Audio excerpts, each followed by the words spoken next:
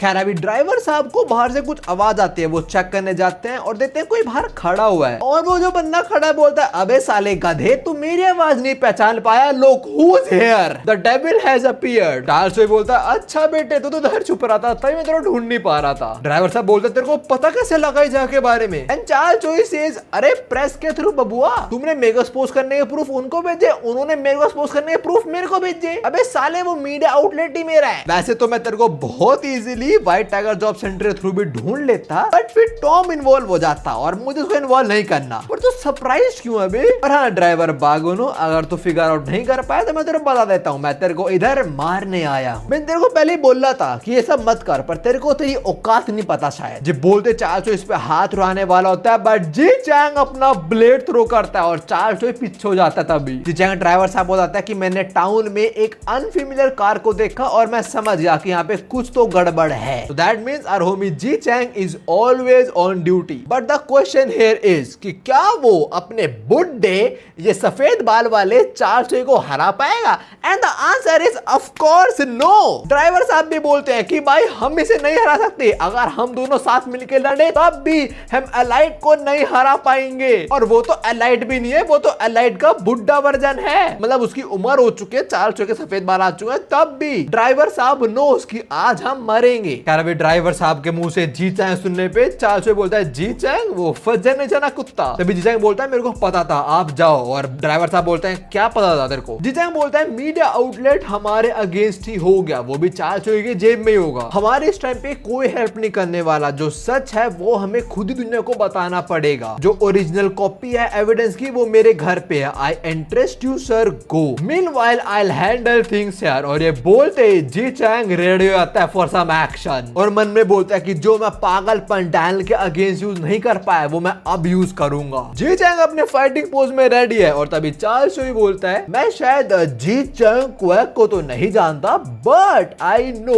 The white viper of Seoul. वो generation काफी interesting character थे वैसे, बट तेरे को सही में लगता है तू मेरे को हरा देगा? You are a baby snake who is trying to kill a tiger with a bite, bro shut the Charles Joey basically बोल रहा है तू पिद्दी है पिद्दी। गाड़ी से पैरन की बसट शुरू हो, अपने ड्राइवर साहब निकल लेते हैं यहाँ से और अपने मन में बोल रहे हैं कि मैं बहुत जल्दी वापस आऊंगा, बट जी चैंग तब तो अपना ध्यान रखियो बिकॉज इस टाइम तू एलीट के अगेंस्ट है। एक तो आई एम नॉट श्योर इसके नाम को कैसे प्रोनाउंस करना है, एलीट या एलाइट, जो भी है तुम समझ जाओ मैं क्या बोलना चाह रहा हूँ। गाड़ी से पैरन का 1v1 शुरू हो। चार्ल्स जोई बोलता है, मुझे एक बात बता, क्या तू मेरा बॉडीगार्ड बनना चाहेगा? एक बुरा मत मानियो, पर तू ऐसे कितना ही कमा लेगा, मेरा बॉडीगार्ड बन और मजे की जिंदगी जी फिर तू। मेरे को वैसे एक बॉडीगार्ड और चाहिए बिकॉज मैं एक को बहुत जल्दी रिप्लेस करने वाला हूँ। Now we all know who that gonna be, go. देखो एक चीज मैं बता सकता हूँ कि गन कभी भी चार्ल्स जोई के अगेंस्ट नहीं जाने वाला, उसने अब तक ऐसा कुछ भी शो नहीं करा है, साइन एक साइन भी शो नहीं करा है उसने ऐसा, बट गो उसने बहुत कुछ करे हरकतें, पर यार उल्टी बातें करी हुई है चार्ल्स जोई के अगेंस्ट, साथ में अपने कुछ सीक्रेट फ्रेंड्स ही बना रहा है। Bro is definitely plotting something. खैर अभी Ji Chang as we all know he denies this, बोलता है तुम्हारा लेफ्ट हैंड नहीं है तो तुम पक्का लेफ्ट साइड से वनरेबल होगे। उसने डायरेक्टली रिफ्यूज कर दिया और ये बोला तेरा लेफ्ट हैंड नहीं है तो मैं तेरे वहीं पर अटैक करूंगा। चार्ल्स जोई थोड़ा डिसअपॉइंटेड लगता है, बोलता है अच्छा तो तेरा ये डिसीजन। वैसे मैंने सुना था कि तू फर्स्ट जनरेशन किंग से काफी अलग है, you possess both superior strength and speed and second you are strategic as well. मतलब तू अंधाधुन बजना शुरू होने आता, थोड़ा सोचता भी है तू। और जी चैंग फाइट में कितना सोचता है अभी हम चार्ल्स जोई के थ्रू ही बहुत कुछ जानेंगे। खैर इनका 1v1 शुरू हो जाता है और जी चैंग 2-3 बार अपना हैंड ब्लेड थ्रो करता है और चार्ल्स जोई सबको बहुत इजीली डॉज कर लेता है। इवन वो चार्ल्स जोई के लेफ्ट साइड में भी अटैक कर रहा है, बट फिर चार्ल्स जोई बहुत इजीली डॉज कर रहा है उसको भी। और अभी सारे अटैक्स को डॉज कर तो चार्ल्स जोई बोल रहा होता है कि मैं एक बहुत स्ट्रेटेजिक फाइटर के अगेंस्ट हूं इस टाइम। देखे शायद लग रहा है कि मेरे बस ये लेफ्ट साइड पे अटैक करना ट्राई कर रहा है, पर बिल्कुल नहीं, ये मेरे को दोनों साइड से काटने की कोशिश कर रहा है। Ji Chang also tries that and Charles Joey somehow dodges that also. और वो फिर वो बोलता है अबे साले मैं पहली जनरेशन का पार्ट हूं, तेरे को समझ आ रही है मेरी बात? अगर मेरा हाथ लिमिटेशन होता ना तो मैं कभी सेकंड इन कमांड पहुंच ही नहीं पाता। और वो ये बोलते इतने तगड़े किक दे मारता है इसके मुंह पे, डैम। नाउ जो एक किक है ये जी चैंग ने जाने खाई होती है। चार्ल्स जोई बहुत जल्दी फिगर आउट कर लेता है, बोलता है ओहो तो तेरा ये प्लान था, सी जी चैंग चाल चुई के पैर पे अपना ब्लेड चलाने वाला होता है। उसका यही प्लान था कि मैं लात खाऊंगा और जैसे मेरे को मौका मिलेगा इसकी मैं लात तोड़ दूंगा, बट चाल चुई मौका रहते अपनी लात पीछे कर लेता है और बच जाता है इसके अटैक से। साइक, तो नहीं बचने वाला, बिल्कुल नहीं। यहाँ पे जी चैंग ने जो करा ना भाई, मजा आ गया। देखो जी चैंग ने ऐसे ब्लेड थ्रो करा और चार्ल्स कुछ टाइम पीछे हो गया। Now what Charles was not expecting is a left hand blade. Ji Chang ने ऐसे ही घुमा और लेफ्ट हैंड का ब्लेड उसके सर पे दे मारा इधर। भाई ये क्या सेक्सी मूव था। कुछ फाइट्स लुकिज्म के अंदर बहुत अंडररेटेड टू बी ऑनेस्ट। और ये अटैक बिल्कुल भी कुछ ऐसा नहीं था जो प्योर इंस्टिंक्ट पे मारा हो जी चैंग ने, कि मतलब एकदम से सोचा और मार दिया। ना ना ना, he was planning for this. Charles ये बोलता है कि एक ऐसा अटैक था जो उसने इमीडिएटली नहीं सोचा, वो इसको प्लान कर रहा था शुरू से ही। दिस प्रूव्स कि जी चैंग एक बहुत बढ़िया स्ट्रेटेजिक फाइटर है। फिर इसके बाद जी चैंग इसको काट देता है, इसमें अपने ब्लेड चलाता है बहुत सारे और इसे खत्म ही करने वाला होता है फाइनल ब्लेड के साथ, बट बिल्कुल लास्ट मोमेंट पे कूद जाता है हरामखोर वो। फिर वो जी चैंग की तारीफ भी करता है कि तू एक्चुअली एक बहुत अच्छा स्ट्रेटेजिस्ट है और वैसे मैंने अपना गार्ड भी डाउन नहीं करा था, but still you got me. और ये बोल तो अपनी जैकेट उतार रहा होता है, मतलब लौंडा फॉर्म में आ चुका है ना। यू कैन सी उसका left hand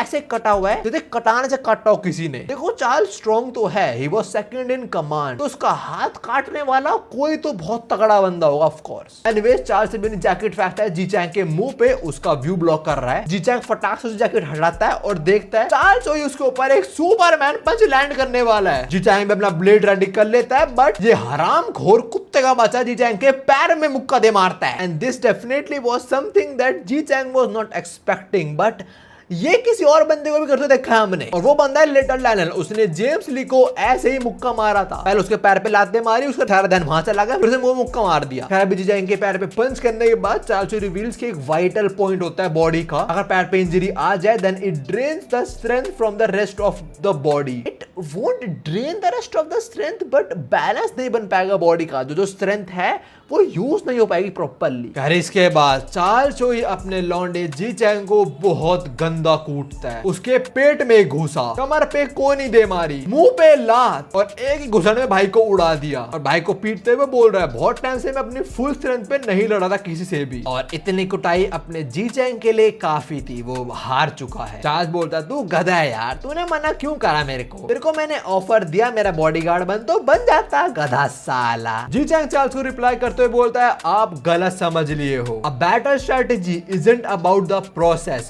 but the end result. मतलब कि इसे भिड़ने से पहले जो मैं स्ट्रेटेजी बनाता हूँ वो मैं कैसे भिड़ूंगा उसके लिए नहीं बनाता, मैं जीतने के लिए, रिजल्ट के लिए बनाता हूँ। और यही बोलते हुए Ji Chang pulls out his gun और वो एम करता है चार्ल्स पे और बोलता है इट्स ओवर नाउ। और तभी गोली चलने के बाद ड्राइवर साहब को भी आ जाती है और पता